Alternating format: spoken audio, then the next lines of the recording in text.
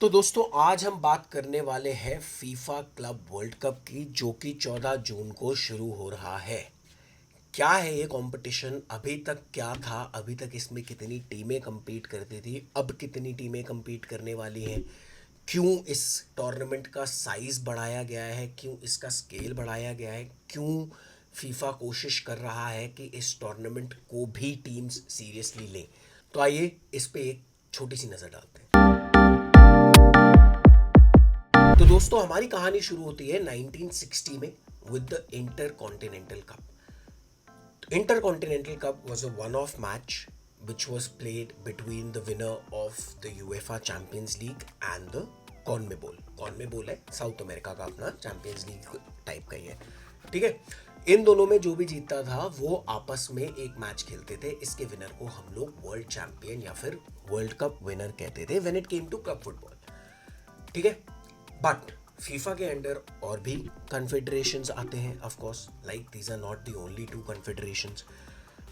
We have the CONCACAF जो कि North America, Central America और कैरिबियन को रिप्रेजेंट करता है। Then we have the AFC, that is for Asia. Then we have the OFC, that is for the oceanic region. Then we have the CAF, that is for Africa, right? And other than that, of course, UEFA and CONMEBOL तो है ही। तो जो intercontinental cup के साथ सबसे बड़ा issue था कि बाकी कन्फेडरेशंस ने वॉइस रेस करनी शुरू करी कि भाई how can only two continents take part in it, and आप बोल दें कि ये वर्ल्ड चैंपियन है, जब बाकी teams from the world are not even competing in it, are not even eligible for it, तो आप किस बेसिस पे ये कह रहे हैं कि वर्ल्ड कप है ना। तो फीफा ने ऑफ कोर्स इसको कंसिडरेशन में लिया, and the first time FIFA took it into consideration was the year 2000। 2000 में हम सबसे पहली बारी देखते हैं कि the number of teams have considerably gone up. पहले सिर्फ 2 होती थी इंटरकॉन्टिनेंटल कप में, ऑफ कोर्स। अब जो 2000 में जो पहला फीफा वर्ल्ड कप आता है उसमें 8 टीमें इन्वॉल्व होती हैं, ठीक है। इसमें अभी भी अगर मैं बोलूँ तो प्रेफरेंस साउथ अमेरिका को और यूरोप को ही दिया जाता है, क्योंकि इन दोनों फेडरेशन से दो दो टीम अलाउड होती हैं, basically 2 from CONMEBOL, 2 from Champions League, UEFA Champions League. And बाकी जो फेडरेशंस हैं CONCACAF, AFC, OFC and CAF, इन सब में से एक एक टीम आती है। तो ऑल्दो अब बाकी हम कन्फेडरेशंस को भी इन्वॉल्व कर रहे हैं, but there is still a bit of favouritism and there is still a bit of partiality towards south America and Europe, right. But जो 2000 में जो टूर्नामेंट होता है जिस फॉर्मेट में, that is a one of format. Basically FIFA does not continue with it. FIFA tries to get in more a fairer way of everybody being part of it, coming up with more fair rules for the other confederations as well. So 2001 से 4 तो world cup हुआ नहीं, FIFA को time लगा for preparing all this and everything, and 2005 में हम देखते हैं दोस्तों एक नया फॉर्मेट इंट्रोड्यूस होता है। अब इस नए फॉर्मेट में हम लोग 8 से 7 टीमों पे आ गए हैं। We have reduced 1 team. So what has FIFA done? FIFA ने हर कन्फेडरेशन को एक विनर, मतलब एक पार्टिसिपेंट का अलाउ करा है। सो जो भी उस कन्फेडरेशन की चैंपियंस लीग जीतता है वो ऑटोमेटिकली क्लब वर्ल्ड कप के लिए क्वालिफाई कर जाता है, ठीक है। तो जैसे जो चैंपियंस लीग जीता यूएफा चैंपियंस लीग, जो एशिया एएफसी चैंपियंस लीग जीतता है, जो ओएफसी चैंपियंस लीग जीतता है, राइट। ऐसे ऐसे करके हर कन्फेडरेशन की जो भी चैंपियंस लीग जीतता है वो क्लब वर्ल्ड कप के लिए क्वालिफाई कर जाता है। ये तो हो गई 6 टीमें। 7वीं टीम होती है जो भी होस्ट नेशन होता है, ठीक है। होस्ट नेशन की जो भी उस साल लीग जीती होती है, डोमेस्टिक जो उनकी मेन लीग होती है, तो अगर हम इंग्लैंड की बात करें तो it's the premier league, right. अगर मैं स्पेन की बात करूँ तो ला लीगा। तो ऐसे ही जो भी होस्ट नेशन है उसकी जो उस साल की डोमेस्टिक लीग विनर होती है वो भी ऑटोमेटिकली क्वालिफाई कर जाता है। जनरली क्लब वर्ल्ड कप के होस्ट नेशंस ऐसे यूरोपियन कंट्रीज़ नहीं होते। अगर मैं ऑनेस्टली बात करूं तो अभी तक जिन लोगों ने क्लब वर्ल्ड कप होस्ट करा है, firstly very few countries have done it. So countries like Saudi Arabia, Morocco, Japan, UAE, right, ऐसे कंट्रीज होस्ट करती हैं इन्हें। इनका जो भी लीग विनर है उस ईयर का वो along with the champions league winners, तो टोटल 7 टीमें हो जाती हैं। Now of course this looks fair on paper, काफ़ी कंसिडरेबल लगता है बाकी कन्फेडरेशंस के प्रति भी, बट ऐसा नहीं है। क्यों? क्योंकि अगर हम बात करें तो जो यूएफा चैंपियंस लीग विनर है दोस्तों वो वर्ल्ड कप में एंटर करता है सीधा सेमीफाइनल्स में। उसके पहले जो बाकी 6 टीमें हैं they take part in something called preliminary knockout rounds. जैसे आईपीएल में हमारा प्ले ऑफ होता है, सिमिलर टू दैट. ठीक है, तो प्रिलिमिनरी नॉकआउट राउंड्स होता है. इन प्रिलिमिनरी नॉकआउट राउंड्स के जो भी विनर्स होते हैं, they join the UEFA Champions league winners in the semifinals. तो बेसिकली जो भी यूएफए चैंपियंस लीग जीत के आया है, उसे टेक्निकली सिर्फ 2 गेम खेलने होते हैं वर्ल्ड कप जीतने के लिए. ठीक है, तो ये एक तरह से फेयर तो नहीं है अगर मैं कायदे से बोलूँ. ठीक है, प्लस ये जो फॉर्मेट था जो कि 2005 से 2023 तक हमने देखा, ये बहुत छोटा फॉर्मेट होता था दोस्तों. ये जनरली नवंबर एंड या फिर दिसंबर फर्स्ट या सेकेंड वीक में खेलना शुरू करते थे. 5 से 10 दिन का ये टूर्नामेंट होता था जिसमें उठ के टीमें जाती थी, खेल के वापस आ जाती थी. कोई इसकी इतनी रेलेवेंस नहीं थी, कोई इसका इतना मीडिया कवरेज नहीं था, कोई इसकी इतनी इम्पोर्टेंस नहीं थी. अगर मैं कॉम्पिटिशन्स की बात करूं, यूरोप की टीमें अभी भी चैंपियंस लीग जीतने को बहुत बड़ी बात मानती थी. वर्ल्ड कप जीतना उतनी बड़ी बात नहीं थी. इन जनरल जो भी यूएफए चैंपियंस लीग जीतता था, अंडरस्टूड सी बात होती थी कि 99% तो वही जाके क्लब वर्ल्ड कप जीतेंगे. ठीक है, तो इतना कंपेटिटिव नहीं था. प्लस इतनी मीडिया कवरेज और फैन फॉलोइंग नहीं थी, तो इतना पैसा नहीं जनरेट कर पा रहा था ये टूर्नामेंट, है ना. Because of course it wasn't in the limelight, it was there right in the middle of the season, plus it was for such a short duration that honestly nobody cared, है ना. और competitive level तो बिल्कुल ही नहीं था, क्योंकि पहली बात तो आपने 3 कन्फेडरेशन की टीमें तो प्रिलिमिनरी में निकाल दी, एंड नॉकआउट करके आप already UEFA Champions league winner को बहुत ज़्यादा वेटेज और इम्पोर्टेंस दे रहे हैं, है ना. तो ये फॉर्मेट दोस्तों चलता है 2005 से 2023 तक. एंड अगेन बिकॉज इसमें इतना कवरेज वगैरह नहीं था, तो इसकी प्राइज मनी भी बहुत कोई एस्टॉनिशिंग अमाउंट नहीं था. लगभग 40 मिलियन के आसपास जो भी विनिंग टीम थी उसको मिलता था, which is to be honest not a very considerable amount, right. छोटे क्लबों के लिए बिल्कुल होता होगा, maybe clubs from confederations like the AFC and the OFC and the CAF. But as I said, winner generally UEFA Champions League का ही होता था, और उन लोगों के लिए 40 मिलियन उतना वैल्यू नहीं रखता है दोस्तों, है ना. तो of course FIFA had to change it if they wanted to make it relevant, but why now, why all of a sudden has FIFA changed it? तो दोस्तों मल्टीपल फैक्टर्स हैं इसमें. सबसे पहली बात तो FIFA was already looking into making it a larger tournament. ठीक है, ये हमने कंट्रीज़ के वर्ल्ड कप के साथ भी देखा है जो नेशंस खेलते हैं. बट ये क्लब है, तो क्लब का भी फीफा ऑलवेज एक्सपैंड करना चाहते ही थे. They did start planning about it in 2020-21 दोस्तों. But because of the pandemic, because of corona virus hitting all of us, ये थोड़ा सा प्लान पोस्टपोन हो जाता है. ऑल ऑफ अ सडन अगर आप याद करें 2023 में एक काफ़ी बवाल चीज़ का इंट्रोडक्शन हुआ था, which was called the European super league, right. इसमें बहुत लीग्स के बहुत बड़े बड़े क्लब्स ने पार्ट लेने की कोशिश ज़रूर करी थी. Of course following the backlash from the fans, everybody had to back down, है ना. Of course this plan is not dead. If you ask Florentino Perez जो रियल मैड्रिड के प्रेसिडेंट हैं, I am sure he still working behind the scenes on how this can be made into a reality.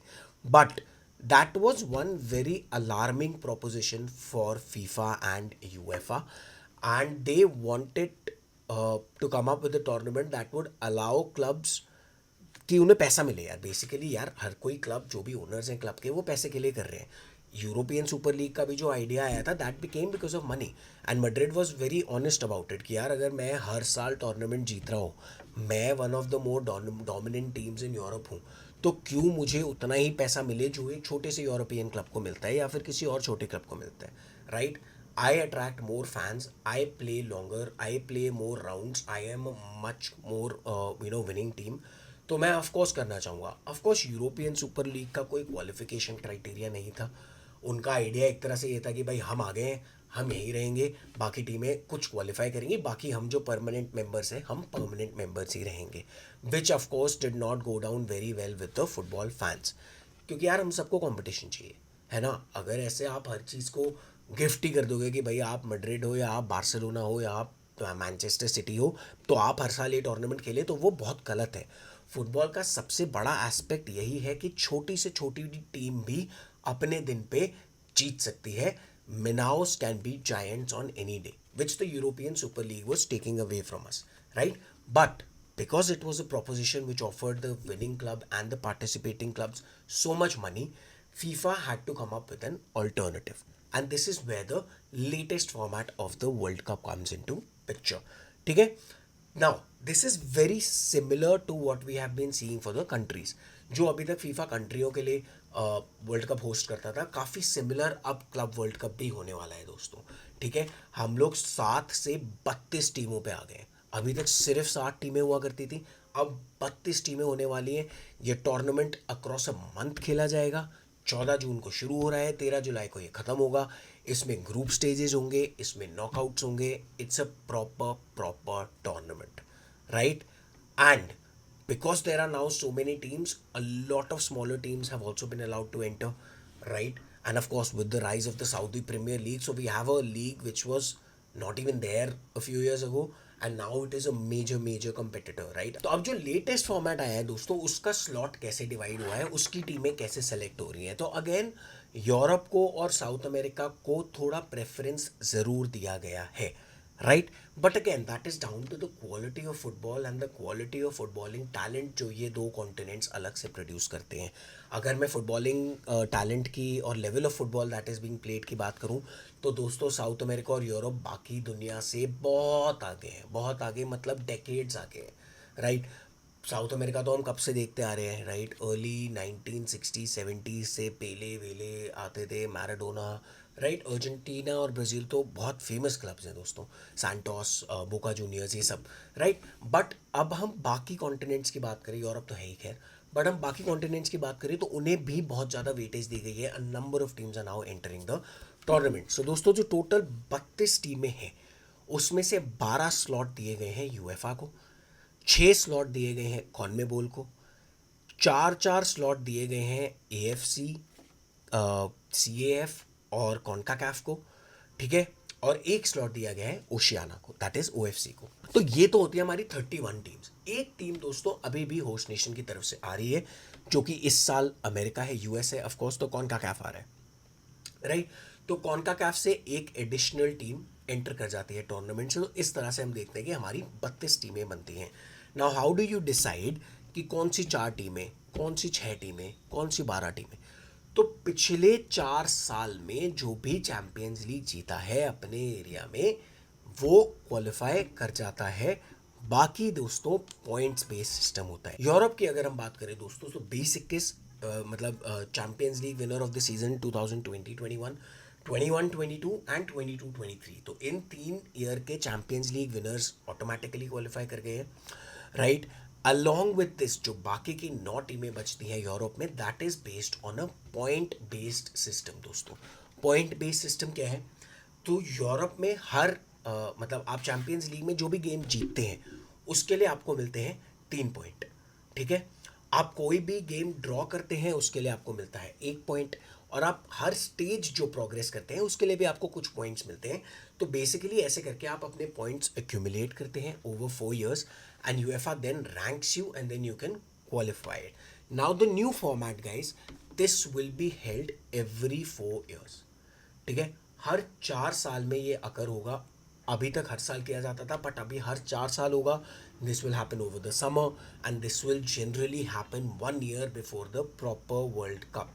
तो ये एक तरह से trial run भी हो जाता है प्रॉपर वर्ल्ड कप का, ठीक है. तो अब यूएस को 2026 में प्रॉपर वर्ल्ड कप कंट्रीज़ वाला जो है उसे होल्ड करना है. तो अब 2025 में एक तरह से उनका ट्रायल रन हो जाता है क्लब वर्ल्ड कप होस्ट करके, ठीक है. तो इस तरह से दोस्तों बनती हैं 32 टीमें, हर अपना अपना कन्फेडरेशन से. ऐसे ही विनर्स और पॉइंट बेस्ड के हिसाब से जो बेस्ट टीम आती है, ये कॉम्बिनेशन में अगर हम देखें तो ऐसे करके 32 टीमें बन जाती हैं. All these 32 teams will be divided into groups of 4, जैसा हमने देखा है नॉर्मली वर्ल्ड कप में होता ही है. तो 8 ऐसे ग्रुप बन जाते हैं दोस्तों. 8 ग्रुप में राउंड रॉबिन फिक्सचर्स होंगे. राउंड रॉबिन मतलब basically every team will play every other team in the group once, ठीक है. तो हर टीम के 3 मैचेस होंगे. At the end of those 3 matches, the top 2 teams from each group will qualify for the round of 16, ठीक है. उसके बाद का तो नॉकआउट सिस्टम है. राउंड ऑफ 16 होगा, क्वार्टर फाइनल होगा, सेमीफाइनल होगा एंड देन द फाइनल होगा. Why has this become so important and why are clubs taking it so seriously दोस्तों? तो इस बारी प्राइज मनी जो है, पहले जैसे मैंने आपको बताया था, लास्ट जैसे मैनचेस्टर सिटी जीती थी 2023 में, तो उन्हें लगभग 40 मिलियन के आसपास का प्राइज मनी मिला था. इस बार दोस्तों, because of course there are so many other teams involved, because it's over an entire month, FIFA has now increased the prize money to a maximum of somewhere around 125 to 130 million. ठीक है, तो आपको इस एक महीने के tournament के लिए 130 मिलियन के करीब प्राइज मनी मिल सकता है if you end up being the winner of the tournament. That is why people, that is teams are now taking this more seriously. देखो बहुत कंसिडरेबल अमाउंट है. ठीक है, हमने वैसे ही यूरोप में देखा है, financial fair play, profit and sustainability, PSR, ये सब आ गया है. तो ये प्राइज मनी, ये टूर्नामेंट्स जीतना बहुत ज़रूरी हो जाता है इन क्लब्स के लिए, है ना. तो इसी वजह से अगर हम देखेंगे तो काफ़ी टीम्स काफ़ी सीरियसली ले रही हैं इसे. And because there are so many teams involve from so many confederations दोस्तों, it makes it very interesting, है ना. अगर हम बात करें तो ये हमने कंट्रीज़ के वर्ल्ड कप में देखा, ये बड़ी से बड़ी कंट्री भी अपने दिन में छोटी से छोटी कंट्री भी हार जाती है, राइट. जैसे साउथ कोरिया पहुंची दोस्तों 2002 के वर्ल्ड कप सेमीफाइनल में, जो कि बहुत बड़ी बात है. It's a very small country, but that is what this kind of a format of the tournament brings to us, right. So that is what promises, like मतलब काफ़ी होप बढ़ जाती है कि जो अब क्लब वर्ल्ड कप होगा वो काफ़ी इंटेंस होगा, काफ़ी वॉचेबल होगा. Of course it is the first season, तो उतना नहीं हम प्रिडिक्ट कर सकते, but this is very very very unique and a very new way of approaching the tournament. और दोस्तों इसी के साथ फीफा ने एक और ट्रांसफ़र विंडो भी इंट्रोड्यूस करी है, जो कि अभी ही बंद हुई है, हाल ही में ही बंद हुई है.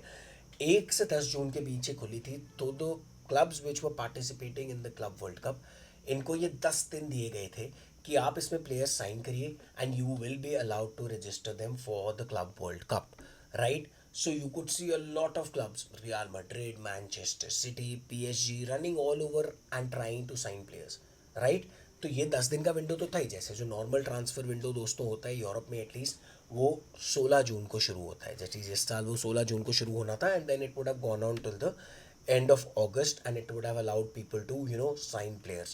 But because of this Club World Cup starting on 14th June, एक मिनी विंडो टाइप इंट्रोड्यूस कर दी गई थी कि चलिए आप इसमें प्लेयर साइन कर सकते हैं and you can register those players for the club world cup, right. And because of the prize money, because of the format, because of everything दोस्तों, जो टीम्स हैं वो यंग प्लेयर्स नहीं रजिस्टर कर रहे हैं इतने ज़्यादा. They are registering their main players in this tournament, right. तो वेरी वेरी एक्साइटिंग फॉर्मेट है दोस्तों, काफ़ी एक्साइटमेंट होने वाला है. अगेन फुटबॉल फैंस के लिए यार, जैसे ही डोमेस्टिक सीज़न ख़त्म होता है फुटबॉल फैंस के लिए काफ़ी बोरिंग समर हो जाता है. तो टू बी ऑनेस्ट ये हमारे समर को एंटरटेन रखेगा. This will go on till mid of July. उसके बाद तो यार हम प्री सीजन फेंट्रीज और ये सब में घुस जाते हैं. तो काफ़ी एंटरटेनिंग होने वाला है ये समर, काफ़ी यूनिक होने वाला है. और because this is the first time, it's going to be very important to see how teams approach it. कौन सी टीम इसको कैसे अप्रोच कर रही है, how much are teams going pushing themselves to win it. क्या teams इसे use करेंगी अपने इंपॉर्टेंट प्लेयर्स को रेस्ट करने के लिए. क्योंकि अगर हम बात करें दोस्तों, अभी सीज़न ख़त्म हुआ है, ठीक है. If you are a top team, which of course all teams participating in the club world cup are, then you've already gone through a very hectic schedule. You have most likely played more than 45 to 50 games in that year, right? And that becomes very hectic. That takes a toll on your body. Plus, to add on this 1 month, and once you're done with the Club World Cup 1 month, then of course your next season starts. तो ये जो भी teams इसमें participate कर रही हैं उनके players को रेस्टिंग टाइम एज सच नहीं मिल रहा है ना. तो इसका इम्पैक्ट भी हमें अगले साल देखने को मिलेगा. But it is very important to see कि कैसे ये टीम्स इसे टैकल करेंगी, specially the European teams, because इनका मोस्ट लाइकली सबसे हेवियर शेड्यूल होता है, राइट. कैसे इसे टैकल करेंगे, क्या ये अपनी पूरी जी जान लगा देंगे इसे जीतने में, इस साल हमें ये सब क्लैरिटी मिलने वाली है. And of course because this is the first Club world Cup in this format, this is what is going to set the precedence going forward. So दोस्तों आप लोग बताइए, how excited are you to take a look at this tournament, और आपको क्या लगता है कि कौन सी क्लब इसको जीतने वाली है. Of course as I said, नया फॉर्मेट है, छोटे कन्फेडरेशंस की छोटी टीम्स भी जीत सकती हैं if they perform on their day, right. This is something which we have seen from the world cup of countries. तो कुछ भी हो सकता है. FIFA has come up with a very exciting format. So let's wait for it. Let's watch it together. And yeah, do let me know in the comment section who you think is the favorite to win the tournament. And yeah, see you next time. Thank you.